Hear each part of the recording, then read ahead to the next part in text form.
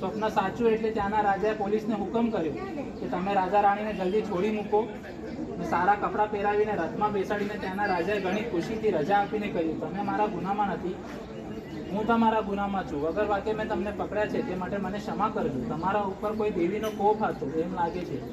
ભાઈ હવે ભલે તમે તમારા ઘરે જાઓ. એમ કહીને રાજાએ તેમને રજા આપી. એટલે રાણીએ તેમને કહ્યું, હવે ચાલો અહીંથી પાછા જઈએ, હવે આપણી દશા ચડતી લાગે છે. અને રાજા રાણી ચાલતા થયા. ચાલતા ચાલતા એ જ રસ્તા ઉપર આવે છે જ્યાં તેમની બહેનનું ગામ હતું.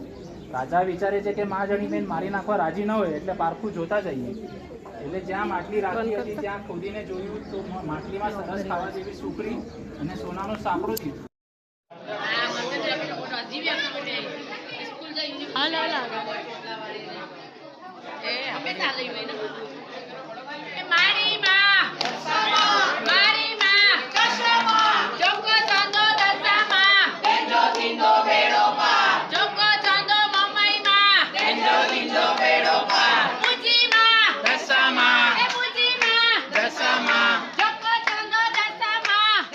તીંદો બેડો પાર, તીંદો તીંદો બેડો પાર,